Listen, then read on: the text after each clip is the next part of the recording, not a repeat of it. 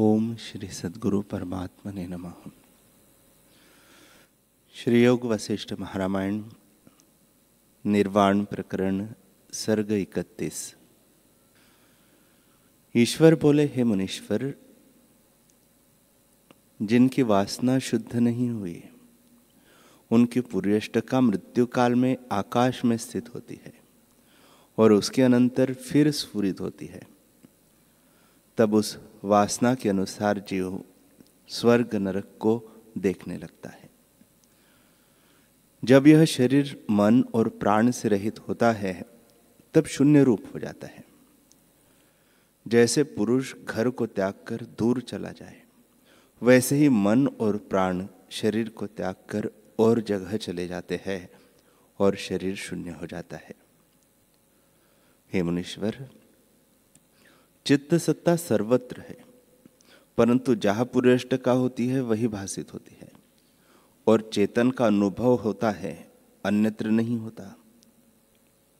हे मुनीश्वर, जब यह जीव शरीर को त्यागता है तब पंच तन्मात्रा को ग्रहण करके अपने संग ले जाता है और जहाँ इसकी वासना होती वहाँ पहुँचता है। प्रथम इसका अंतवाहक शरीर होता है, फिर दृश्य के दृढ़ अभ्यास से वह स्थूल भाव को प्राप्त हो जाता है और अंतवाहकता भूल जाती है। जैसे स्वप्न में भ्रम से स्थूल आकार देखता है, वैसे ही जब मोह करके मरता है तब अपने साथ स्थूल आकार को देखता है। फिर स्थूल देह में अहम की प्रतीति करता है और उससे मिलकर कर्म करता है। तब असत्य को सत्य मानता है और सत्य को असत्य जानता है। इस प्रकार भ्रम को यह जीव प्राप्त होता है। जब सर्वगत चिदंश से जीव मनरूप होता है तब जगत भाव को प्राप्त होता है। जब देह से पुर्यष्टका निकल जाती है तब आकाश में जाकर लीन होती है।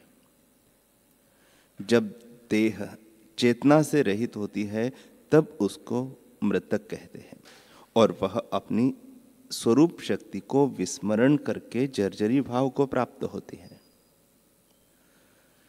जब जीव शक्ति हृदय कमल में मूर्छित होती है और प्राण रोके जाते हैं तब यह मृतक होता है। ऐसे ही बार बार जन्म लेता और मरता है। हे मुनीश्वर, जैसे वृक्ष में पत्ते लगते हैं, काल पाकर नष्ट हो जाते हैं और फिर नवीन लगते हैं, वैसे ही यह जीव शरीर को धारण करता है और छोड़ता है, फिर शरीर ग्रहण करता है और वह भी नष्ट हो जाता है। जो वृक्ष के पत्ते की तरह उपजते और नष्ट होते हैं, उनका शोक करना व्यर्थ है।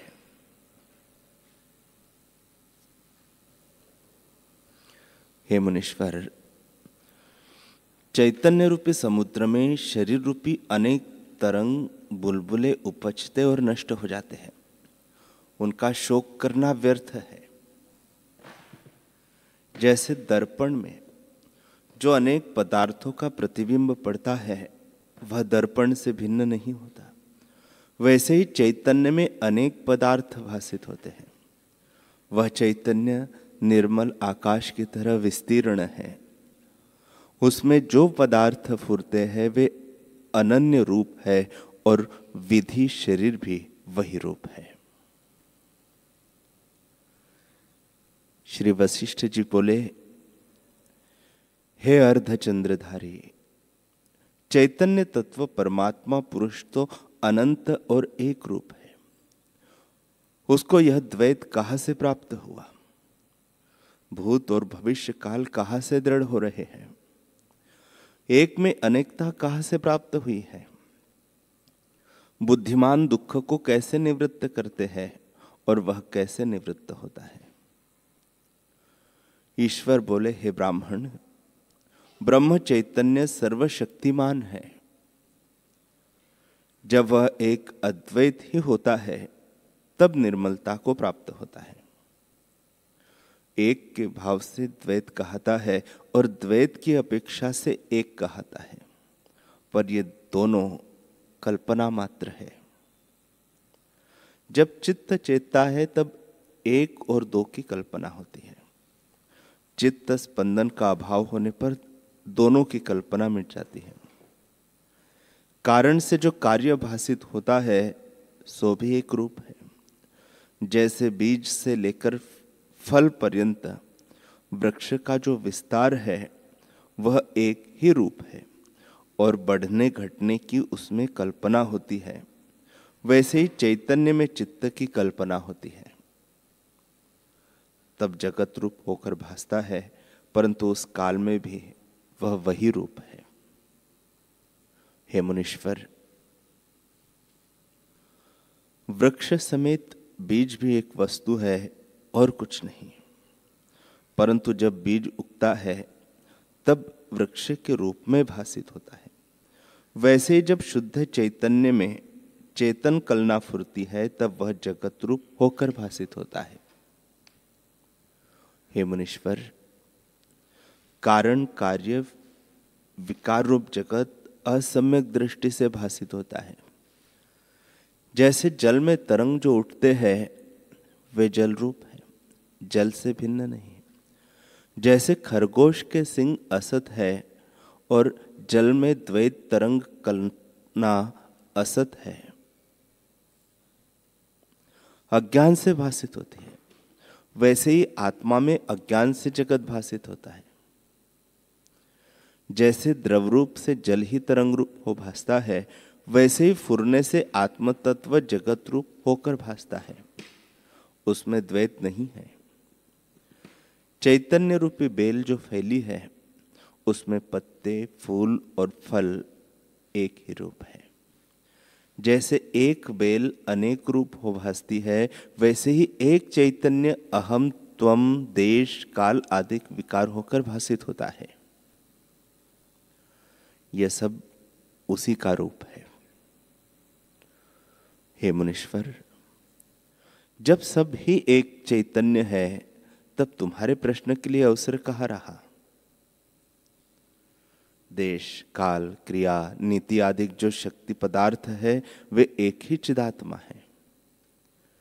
जैसे जल में जब द्रवता होती है तब वह तरंग रूप होकर भासता है और उसका नाम तरंग होता है, वैसे ही ब्रह्म में जगत जब फुरता है तब अहम, त्वम आदि नाना प्रकार के नाम होते हैं, पर वह ब्रह्म, शिव, परमात्मा, चैतन्य सत्ता द्वैत, अद्वैत आदि नामों से अतीत है, वाणी का विषय नहीं।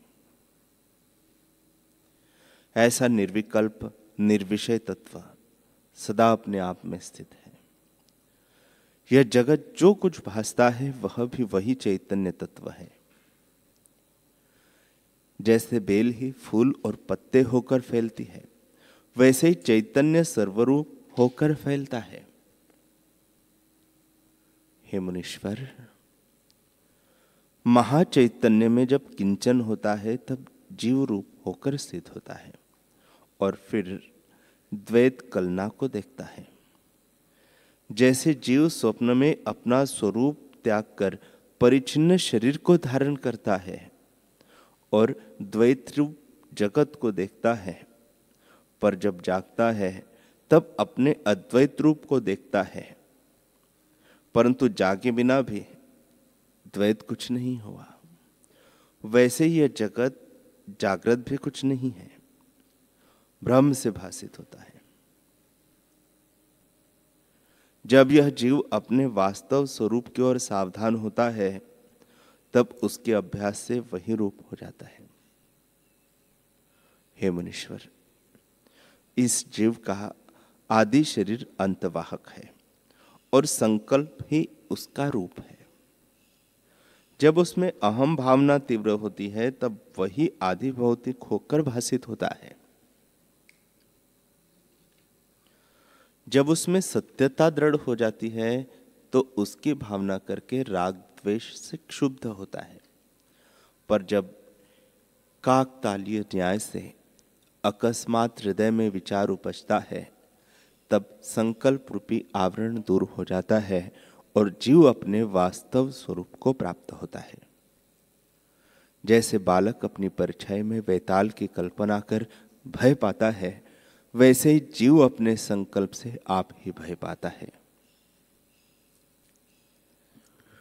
हे मुनीश्वर, यह जो कुछ जगत भासित होता है सो सब संकल्प मात्र है। जैसा संकल्प हृदय में दृढ़ होता है वैसा ही भासित होने लगता है। प्रत्यक्ष देखो कि जो पुरुष कुछ कार्य करता है तो कर्तृत्व भाव उसके हृदय में दृढ़ होता है और कहता है कि यह कार्य मैं न करूं।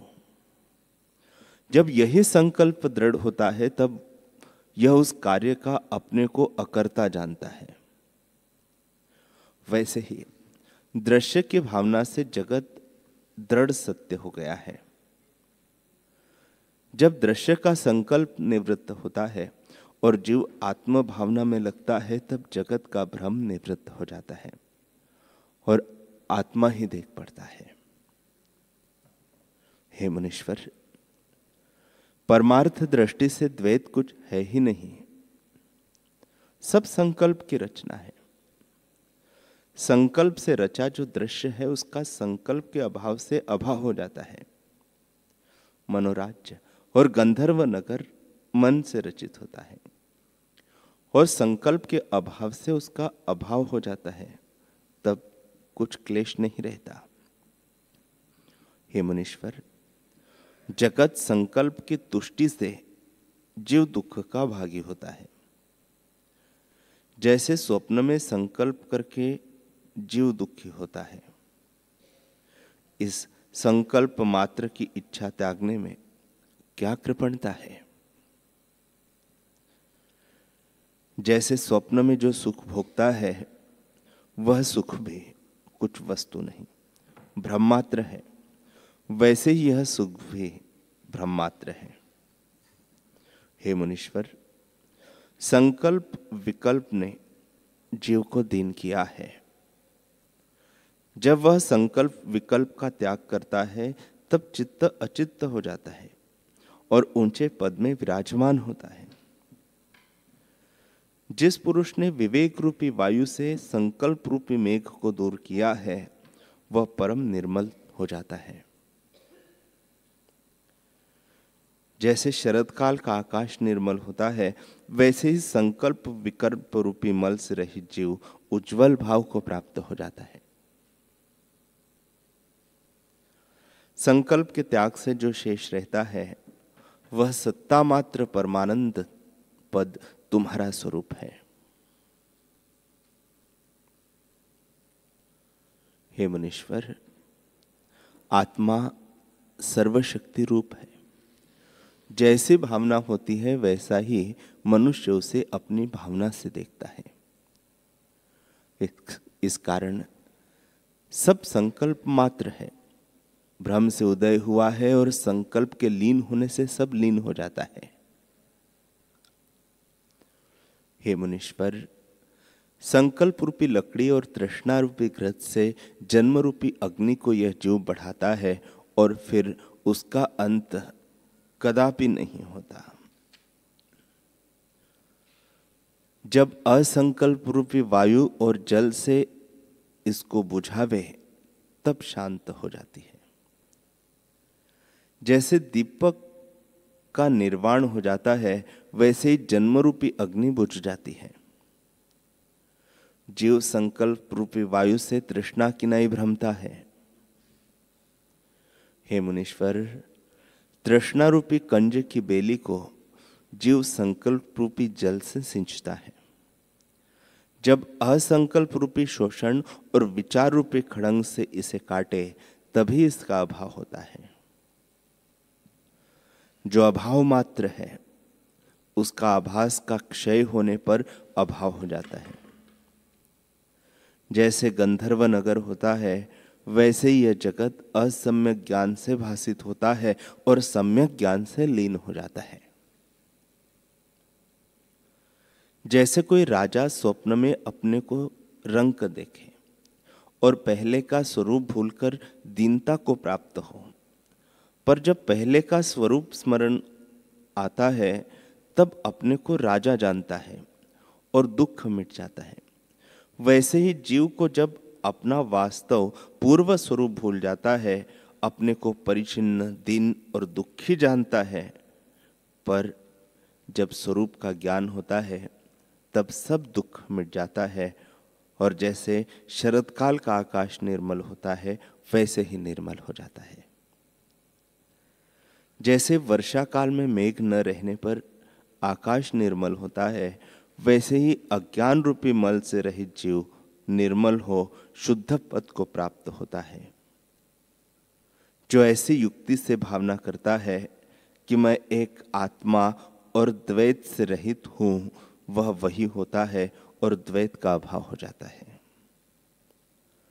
तब उत्तम पद ब्रह्मदेव, पूज्य, पूजक और पूजा का भेद मिटकर किंचित निष्किंचन की भांति चित्त एक रूप हो जाता है।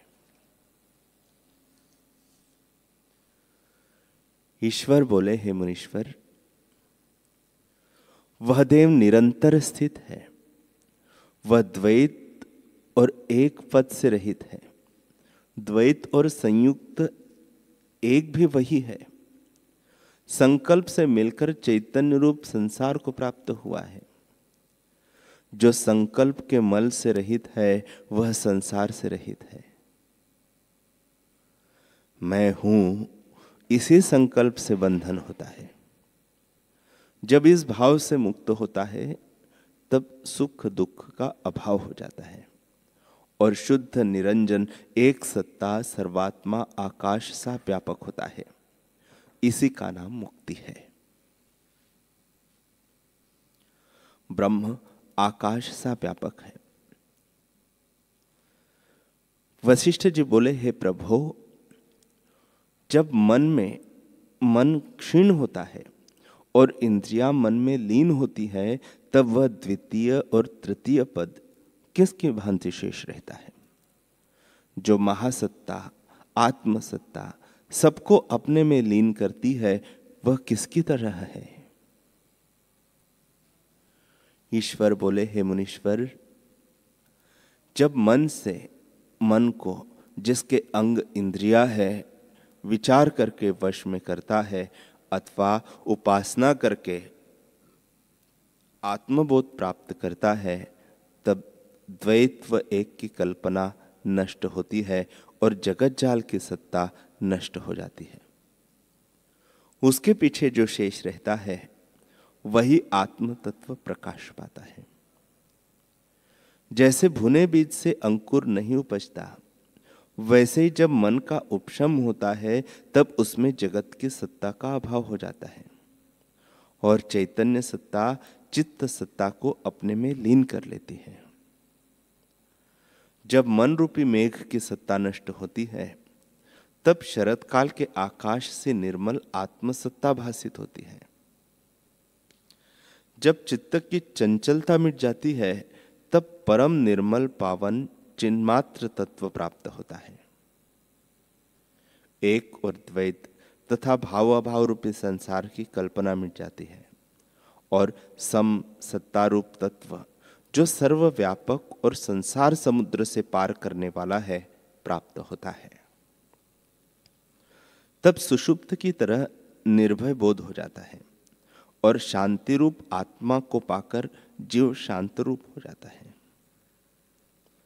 हे मुनीश्वर, मन की क्षीणता का यह प्रथम पद तुमसे कहा है, अब द्वितीय पद सुनो। जब चित्त शक्ति मन के मनन से मुक्त होती है, तब चंद्रमा के प्रकाश सा शीतल हो जाता है। आकाश सा विस्तृत अपना रूप आप भासता है और घन सुषुप्त रूप हो जाता है। जैसे पत्थर की शिला में पोल नहीं होती, वैसे ही वह दृश्य से रहित घन सुषुप्त उसका रूप होता है। तब वह नमक के सदृश रस में ब्रह्म हो जाता है। जैसे आकाश में शब्द लीन हो जाता है, वैसे ही वह चित्त आत्मा में लीन हो जाता है। और जैसे वायु गति रहित अचल होती है, वैसे ही चित्त अचल हो जाता है। जैसे गंध पुष्प में स्थित होती है, वैसे चित्त वृत्ति आत्म तत्व में विश्राम पाती है। वह आत्मसत्ता न जड़ है न चेतन है। वह सब कल्पनाओं से रहित अचैत्य चिन्मात्र बीज रूप सब सत्ताओं को धारण करने वाली और देश काल के परिच्छेद से रहित है। जिसको वह प्राप्त होती है उसको तुरीय पद भी कहते हैं। वह सब दुख और कलंक से रहित पद है। उस सत्ता को पाकर जीव साक्षी की नय स्थित होता है और सर्वत्र सर्वदा सम होता है। वही सर्व प्रकाश और शांति रूप है। जिसको आत्म तत्व से उस आत्म सत्ता का अनुभव होता है उसको द्वितीय पद प्राप्त होता है। हे मुनीश्वर, यह द्वितीय पद भी तुमसे कहा, अब तृतीय पद सुनो। जब आत्म तत्व में वृत्ति अत्यंत परिणित होती है तब ब्रह्म आत्मा आदि नामों की भी निवृत्ति हो जाती है। भाव अभाव की कोई कल्पना नहीं चलती।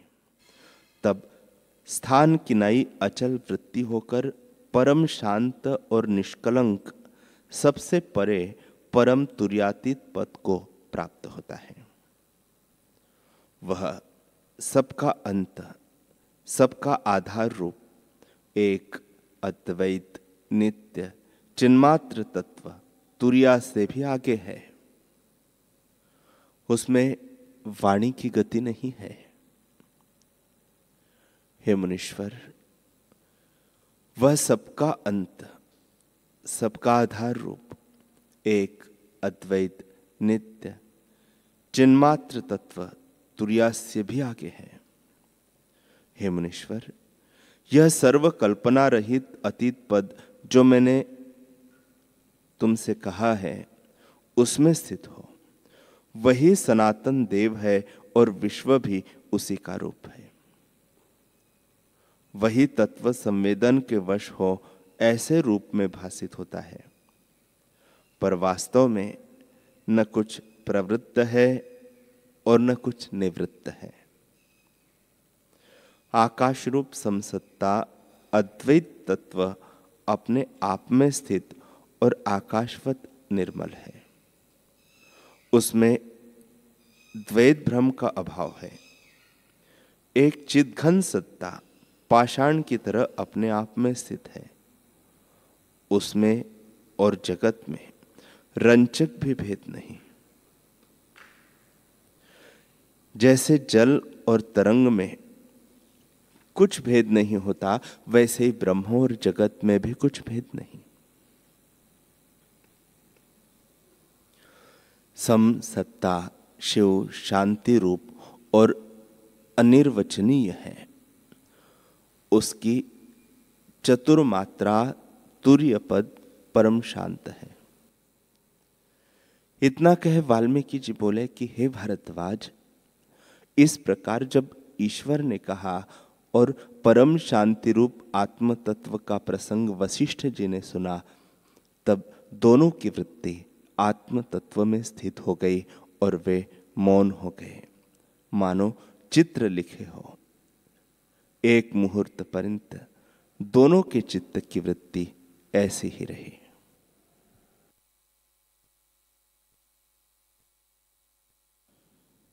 हरि ओम।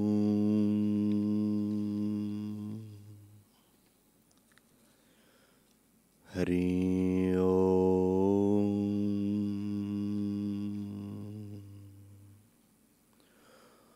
ओम सहना भवतु सहनौ भुनक्तु सह वीर्यं करवावहे तेजस्विनावधीतमस्तु मा विद्विषावहे। ओम शांति शांति शांति। श्री सद्गुरुदेव भगवान की